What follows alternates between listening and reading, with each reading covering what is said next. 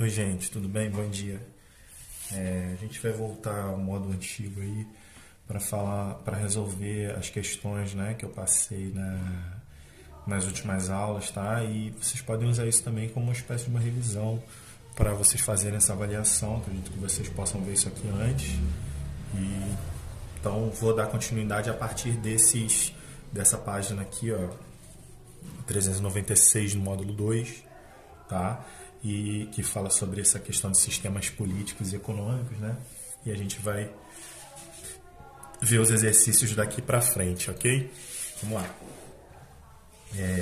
Comentei com vocês sobre as questões, né? Tipos de capitalismo, e chega nessa página aqui, ó. Vamos lá. Os períodos do desenvolvimento do capitalismo podem ser divididos em 3 etapas históricas relacionadas às 3 revoluções industriais. Leia as descrições e relacione cada uma ao período correto. A. Período marcado pela substituição do carvão por petróleo e energia elétrica como principais fontes de energia, apresenta um significativo desenvolvimento tecnológico dos meios de comunicação e transporte. Tem início no século XXI e estende-se até meados do século XX. Aliás, desculpa, XIX e estende-se até meados do século XX. Eu estou falando da segunda Revolução Industrial, né? Aqui, ó, a segunda aqui, ó. Período caracterizado pela forte influência do conhecimento científico e do desenvolvimento de tecnologia empregada nos meios de produção. Tem início em meados do século XX, se desenvolve até os dias de hoje. Está falando da terceira revolução industrial, né? Essa revolução tecnológica, desenvolvimento aí de novas tecnologias e tudo mais, ok? E a última aí, ó, período marcado pela utilização do carvão como principal fonte de energia e inserção de novas tecnologias no sistema produtivo, como a máquina a vapor e o tear mecânico. E aí é o início, né? A primeira revolução industrial. A gente está falando de tear mecânico, máquina a vapor, tá? Então, ó, vapor, calma aí, petróleo, tá vendo? E aí a gente já tem o conhecimento científico. São as principais características, talvez seriam essas aí, tá? Explicam suas palavras a divisão divisão social do trabalho, do sistema capitalista. Enfim, a ideia, né, que estabelece a divisão do trabalho, onde cada trabalhador conheça somente o seu ponto de trabalho, o seu desenvolvimento no trabalho e não todas as etapas da produção, tá? Essa tem a ver com a divisão social do trabalho. Então, por exemplo, se uma fábrica cria carros e a minha empresa, a minha parte, setor da criação ali dos carros é somente soldar a lataria do carro no chassi, entendeu? Então é essa a questão. Eu não vou saber todo o desenvolvimento tecnológico, não vou saber outros desenvolvimentos desse tipo. Explicam suas palavras a divisão de classes do sistema capitalista. Então, é a ideia da gente ter 2 principais, né, divisões de classe. O proletariado, ou assalariado, ou trabalhador, e o burguês, né, dono da produção, dono dos meios de produção. Então, é essa a ideia aí, tá? Ó, espera-se que o aluno identifique a divisão entre proletário e o proprietário dos meios de produção e o trabalhador, tá? Então, proprietário dos meios de produção, a burguesia, né, conforme Karl Marx falava, e o trabalhador que vende sua mão de obra. O proprietário tem os meios de produção, é o dono da fábrica, o trabalhador vende a própria mão de obra, tá? Qual é a relação entre capitalismo comercial e o período das grandes navegações? As grandes navegações, elas são, vamos dizer, entre aspas, né, o veículo que permite o surgimento do capitalismo comercial. A partir das grandes navegações, o europeu principalmente vai ter produtos para comercializar e criar a ideia do capitalismo comercial, né? Tá bom? A ideia do mercantilismo, né, gente? Ó, Continuando, não sei se está enquadrado aí, mas a gente tenta. Ó, vamos lá. A partir do século XIII, na Europa Ocidental, o mundo feudal foi sendo gradativamente substituído pelo modo de produção capitalista, cujo processo de desenvolvimento foi lento e ocorreu de maneira diferenciada nas diversas regiões do planeta. Com base na nossa leitura e considerando outros conhecimentos sobre o assunto, é incorreto afirmar que, um conjunto de fatores possibilitou o surgimento do capitalismo, que é um sistema econômico regulado pelo mercado e fundamentado na propriedade privada, com certeza. Acúmulo de capital, propriedade privada, tá bom? Então, correto.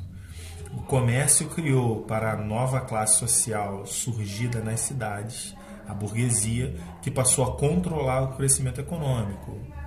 É isso aí, tá? Também tá certo. C. Essa aqui é a errada, essa aqui é que tem que marcar, tá, gente? Já tem até o xizinho aqui do lado, ó. Na fase do capitalismo financeiro que ocorreu no século XVIII, especialmente na Inglaterra e na Alemanha, a principal prática econômica foi o mercantilismo, tá? Isso aqui tá errado. O mercantilismo ocorreu no século XVI, ok? No século XX, a livre concorrência ficou em segundo plano e o capitalismo se transformou num sistema mais monopolista e menos competitivo. Aí a gente vai ter a questão do capitalismo financeiro, né? Tá certo. E a última aí, ó, o capitalismo produziu um novo espaço geoeconômico, ou seja, um espaço da produção industrial, agrícola, pecuária e extrativista. A gente tem novos espaços econômicos aí para o capitalismo atuar, né? 6. Os avanços científicos ocorridos durante as revoluções industriais e as diferentes etapas do capitalismo possibilitaram melhor qualidade de vida das populações ao desenvolverem setores como saúde, comunicação, transporte e lazer. Alguns desses avanços, porém, vêm acarretando uma série de preocupações quanto ao futuro da espécie humana no planeta. Faça uma pesquisa em revistas ou na internet sobre as maneiras como os avanços científicos podem prejudicar ou afetar o meio ambiente ou a saúde das pessoas e anote as informações abaixo. Então, o que me vem à cabeça agora são os avanços científicos na área da agricultura, por exemplo. A gente tem o uso de agrotóxicos ou de fertilizantes, né, que surgem aí para fazer com que o vegetal cresça melhor, mais rápido e tudo mais. Só que esses vegetais podem criar problemas para a nossa saúde, tá? Além disso, aqui no livro a gente tem bomba atômica, bomba bioquímica, tá? Vírus, né, que podem ser criados e tudo mais, ok? O livro segue falando um pouco aí sobre sistemas econômicos, a ideia do mundo, né? A polaridade do mundo. E aqui, ó, página 407, gente. Leia o texto e observe a fotografia. Tá? Esse aqui é o Sputnik 1, o primeiro satélite ao espaço. Com base... Vou ler, desculpa, gente. Poucas vezes na história da humanidade houve um confronto de ideologias tão significativo entre duas potências como durante a Guerra Fria, quando os grandes investimentos foram realizados pelos Estados Unidos e a União Soviética, o RSS e a União Soviética, né? Em busca de avanços tecnológicos e militares. As superpotências travaram uma acirrada competição na tentativa de desenvolver satélites e foguetes, além de sistemas de localização e informação mais eficientes. Dentro de tal contexto, ocorreram diversos avanços tecnológicos que puderam ser absorvidos no uso cotidiano das pessoas, como a utilização de satélites de comunicação e sistemas de posicionamento global, que é o GPS, né? Além da criação de uma rede de computadores chamada ARPANET, que foi a precursora, ou seja, o início da internet, né? A atual rede mundial de computadores, que é inclusive por onde vocês estão vendo esse vídeo.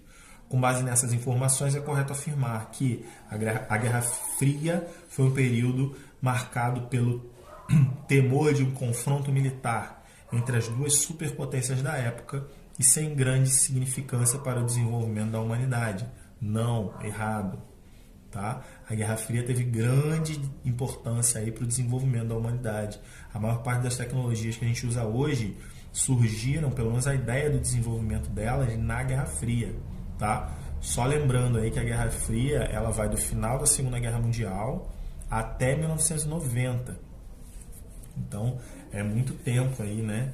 São, sei lá, 40 anos de Guerra Fria e de uma corrida aí entre as duas potências para ver quem seria a potência que mais se destacaria no mundo, tá? B. De acordo com o texto, a rede precursora na internet foi resultado de avanços tecnológicos obtidos durante o período da Guerra Fria. Cite outro exemplo de avanços tecnológicos obtidos naquele período e que hoje são comuns e acessíveis a um grande número de pessoas em todo o mundo. Se necessário, faça uma pesquisa. A questão da medicina também, né, gente? A gente pode colocar aqui medicina, com certeza. Tecnologias de casa, tá? O livro dá exemplo aqui do forno de micro-ondas, ó, câmera fotográfica, alimentos desidratados, tá?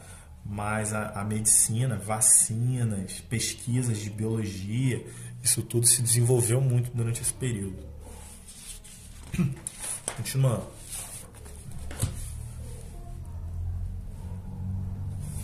Aqui, ó. Compreender a estrutura social do mundo atual é importante para conhecer as relações entre as sociedades. Vivemos em um sistema mundial no qual as viagens, a comunicação instantânea, a organização em redes, os fluxos de capital e mercadoria acabam por criar uma estrutura social e uma cultura mundial. Essa nova ordem mundial também encerra poder e desigualdade. Considerando essa afirmativa, conclui-se que aí nós temos A, B, C, D, né? A é a resposta que a gente tem que marcar conforme o livro aqui está falando, ó, gente. A nova ordem mundial vem se apresentando como uma realidade mais complexa, marcada por disparidades entre países ricos e pobres, né? Diferenças. Norte versus o Sul. Rivalidades religiosas, choques de interesse entre nações e várias outras coisas que a gente poderia falar, tá? A ideia dos costumes, cultura, também pode ser levada em consideração aqui, né? B. A ordem mundial, ao longo de todo o século XX, foi pautada pela bipolaridade, liderada pelos Estados Unidos e pela União Soviética, e se esgotou com a ruptura do modelo socialista no final dos anos de 1980. Então, nós ainda temos aí essa ideia de bipolaridade, né? Mas a questão é a seguinte, gente. Quando a gente lê esse texto aqui, a gente pode tirar aqui conclusão, tá? E o texto não está falando isso, né? Então a gente entende que, apesar disso aqui estar quase certo, primeiro que essa ideia de bipolaridade ainda existe um pouco, mais ricos, mais pobres, né? A ideia da direita e esquerda ainda existe, mas realmente a União Soviética acaba em 1980 e com ela essa Guerra Fria aí acaba, tá? Mas aqui a gente tem que marcar é a A aqui, ó. O poderio militar e econômico promove o reordenamento da ordem mundial. A importância dos recursos naturais vem aumentando e se tornando essencial para a hegemonia de um país. Tá? Gente, o que eu estou querendo dizer é o seguinte, as outras coisas também são consideradas, podem ser consideradas corretas. Tá? Apesar da gente poder analisar de outra forma, por exemplo, essa B, né? A C vem se tornando correta. Poder militar e econômico promove o reordenamento da ordem mundial. Sim, né? A gente tem uma inclinação para o capitalismo total. Só que as importâncias de recursos naturais vêm se tornando essencial para a hegemonia de um país. Está errado? Não. Só que a minha questão pede para eu entender o que está sendo dito a partir desse enunciado aqui, ó, considerando a afirmativa, tá? Então vocês têm que considerar o que está sendo dito aqui e ver qual é a assertiva aqui que mais fala sobre o que está sendo dito, tá? D. O surgimento de organizações internacionais e a criação dos blocos econômicos possibilitaram a promoção da paz no mundo, bem como a relativização da pobreza e da desigualdade entre os povos. Não está falando sobre isso aqui, né? Continuando, gente. Em 2018, a Rússia sediou a Copa do Mundo de Futebol, recebendo em seu território seleções de vários países. Faça uma pequena pesquisa em revistas ou na internet sobre a importância política e econômica desse evento para um país que durante muitos anos esteve sobre a assistência, sobre o sistema socialista. E anote as informações abaixo, tá? Então, toda a Copa, né? Aqui a Copa do Mundo, ela cria visibilidade para o país e ela cria obras e desenvolvimentos ali naquela região que a FIFA mesmo promove, né, e paga, que esse país não teria condições de fazer, sabe? Obras e tudo mais. Só uma ressalva aí que aqui no Brasil eu acho que talvez isso tenha sido feito de uma maneira um pouco diferente dos demais países, né? Mas, enfim. Ó, continuando. Atualmente o mundo é caracterizado por amplas desigualdades. Isso aqui foi tudo que a gente estudou no capítulo, né, gente? A questão das desigualdades, ó. Para medir o grau de desenvolvimento de um país, utiliza esses indicadores sociais como PIB, renda per capita e IDH. Os países envolvidos apresentam valores superiores de IDH em relação aos países subdesenvolvidos, ok? É possível regionalizar o mundo tendo como base o desenvolvimento dos países, dividindo o globo entre países. Então, acredito que aqui alguns de vocês podem ter colocado norte e sul, né? Mas desenvolvidos e subdesenvolvidos é a resposta que o livro espera, tá? O capitalismo é o sistema de governo predominante no mundo atual, baseado na propriedade privada dos meios de produção. Já o socialismo aqui, ó, é um modelo de governo alternativo que foi adotado pela União Soviética e outros países, baseado na propriedade coletiva dos meios de produção. Tá? No início do século XXI, 5 países subdesenvolvidos apresentaram rápido crescimento econômico e passaram a ser chamados de emergentes. Esse grupo é chamado de BRICS. Tá? O mundo bipolar que ocorreu durante a Guerra Fria foi marcado por uma divisão entre duas superpotências da época, Estados Unidos e União Soviética. O mundo atualmente é marcado por uma ordem multipolar com a ascensão de diferentes polos de poder. Ok? E aí, gente, eu vou botar um outro vídeo depois com a correção do outro capítulo. Tá? Só lembrando aqui, eu vou corrigir o restinho que falta, já que faltam algumas coisas, né? E depois a gente corrige o outro, tá? Vou ver se eu faço isso ainda essa semana e mando para vocês. Ó, observe as fotografias com suas respectivas legendas. Muçulmanos em mesquitas, sushi, que é um prato da culinária japonesa, dança típica alemã, ó. Nome de um parque escrito em várias línguas. Tá? As imagens acima mostram exemplos de elementos que fazem parte das tradições de povos e nações, conforme estudado na página 358 lá atrás, né? Relaciona as imagens com os elementos que as representam. Então, ó, a gente está falando de religião, né? 2, a gente está falando de festas tradicionais, ó, tá? 3, a gente está falando de comida típica. E 4, a gente está falando do idioma. Tá? O que esses elementos têm em comum?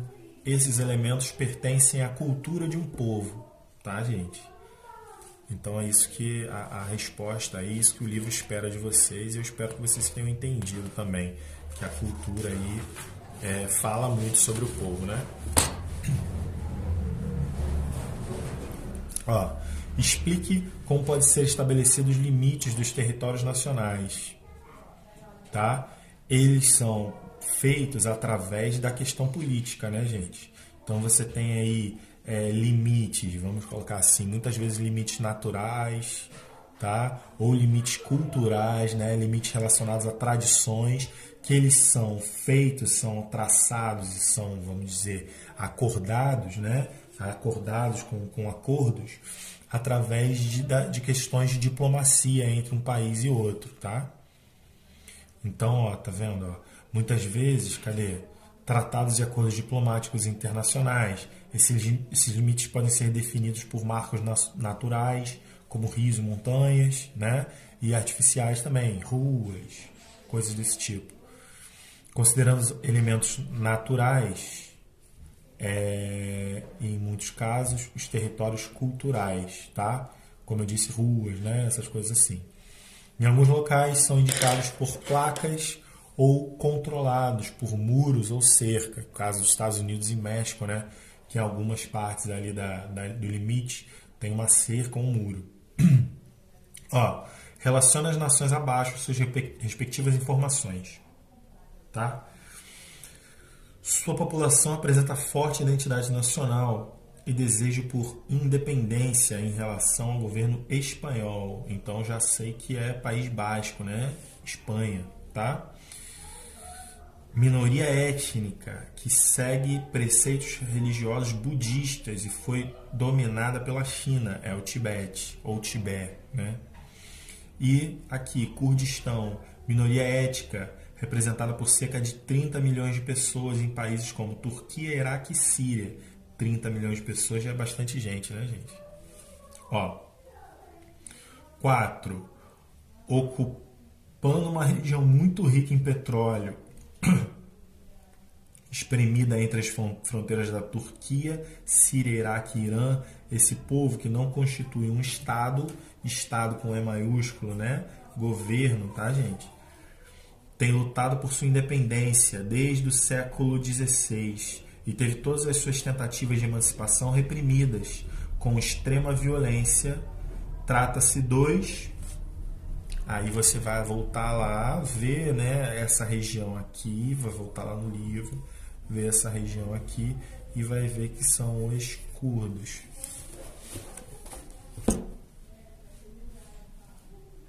Aqui, ó. Observe abaixo o limite dos países europeus nos anos de 1947 e 2011. Aqui 1947, aqui 2011. Tá? Qual é a data de cada um dos mapas? Pô, óbvio, né? 1947 e 2011, como o próprio nome diz. Tá? Quanto tempo transcorreu entre eles? 2011 menos 1947, 64 anos. Tá? C. Cite ou descreva duas alterações entre as fronteiras dos países observados entre esses mapas. Aqui a gente tinha a Romênia, aqui a gente tinha a União Soviética, né? A União Soviética se dividiu aqui entre Bielorrússia, Lituânia, Estônia, Ucrânia, tá? Moldávia, e a outra é a Iugoslávia, tá?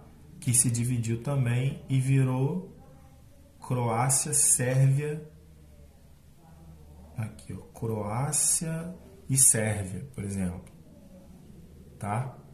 Aí a gente ainda tem outras divisões políticas relacionadas a blocos econômicos. O Reino Unido, esse ano, no início desse ano, no final do ano passado, saiu da zona do euro, tá? Então não é também zona do euro. Ó, Andorra, aqui, ó, a gente tinha Andorra antes e agora a gente não tem mais esse estado, né? Aqui tem sim. Tem. Mas enfim, tem uma série de outros países aí, ó, Bósnia e Herzegovina, antes a gente não tinha, tava tudo dentro do Iugoslávia. Montenegro, a mesma coisa, tá? São critérios utilizados pelo IDH para dimensionar a qualidade de vida de um país ou região, exceto, então, a renda, sim, a quantidade de dinheiro, né? Expectativa de vida é quanto essa população vive, e escolaridade, tá? O nível escolar da população, e densidade demográfica é a quantidade de gente que tem ali. Então, densidade demográfica não é parâmetro para se definir o IDH. Ok? Ó, vamos lá. acabando aqui, ó. Descreva, se possível, com exemplos, algumas das principais características do sistema capitalista. Ok? Então, propriedade privada dos meios de produção. Então, é o fato de uma minoria da população ter os lugares onde vão ser produzidos os produtos. Tá? Produzido o produto, mas é redundante, mas é isso aí. Aqui a próxima, vou para essa aqui. Divisão Internacional do Trabalho. É a ideia da divisão internacional, é a ideia de alguns países serem detentores da matéria-prima e eles são usados como extração de matéria-prima, enquanto outros países já têm a ideia da montagem final, outros países já fazem o desenvolvimento ideológico daquele produto, tá? Então isso aí também tem a ver com essa questão de divisão internacional do trabalho. Além disso, a gente ainda tem essa fragmentação, né? Que eu falei um pouco sobre o setor, mas a gente ainda tem a fragmentação. Um país tem a extração, o outro tem a montagem, o outro tem a venda, o outro tem o marketing, por exemplo. Então, tá a ver com essa questão aí. Divisão social do trabalho. Social, quando eu falo internacional, eu falo de país para país. Quando eu falo social, eu falo dentro de uma comunidade. Então, é o exemplo que eu dei. Eu estou falando de uma montadora de carros, uma fabricante de carros, tá? Essa fabricante de carros, ela tem os empregados dela, cada um fazendo um setor da produção. Essa é a divisão social do trabalho. Divisão de classes, né? Enquanto você tem os proprietários que têm o meio de produção, você tem os trabalhadores que vendem a força de trabalho, tá? Então, isso é importante. Trabalhadores proprietários. Trabalho assalariado. Você vende sua força de trabalho em troca de dinheiro. Simples. Produção para o mercado. Produção destinada ao comércio. A outra produção é produção de subsistência. Você produz para sobreviver. Produção para o mercado, você produz para vender e construir lucro. Conseguir lucro. Tá? E aqui, descreva algumas ideias do sistema capitalista. A principal ideia, eu acho que vocês podem descrever melhor aí. Alguns fizeram, na verdade, eu vi. Mas descrever que a principal questão está no próprio nome. Enquanto o capitalista valoriza o capital, o socialista valoriza a sociedade. Tá? O desenvolvimento da sociedade, o bem-estar da sociedade. Outra questão enquanto a gente tem, por exemplo, produção para o mercado, né? No socialismo a gente tem produção para a sociedade. Essa divisão de classes não existe no socialismo, teoricamente, tá, gente? Ok? A divisão internacional do trabalho, a divisão social do trabalho, existem cooperativas, tá? A propriedade privada não existe mais, as coisas pertencem ao Estado. O trabalho assalariado também não existe mais. As pessoas trabalham e têm direitos a receber as coisas pelo Estado, ok? Então, essas são as ideias. A ideia da estatização, né, de todos os meios de produção. Então, todos os meios de produção se tornam do Estado, ok? E acabei, a gente vai corrigir depois aí o capítulo 5 da América Latina, apesar de que ele vai cair na avaliação. Leiam com atenção, estudem, tá? Mas foi só para dar uma revisada nisso aí, para entender bem isso aí. Vai ter um trabalhinho lá na plataforma para vocês fazerem sobre essa questão da América Latina. Vai valer ponto, tá, gente? Atenção. Valeu. Tchau, tchau.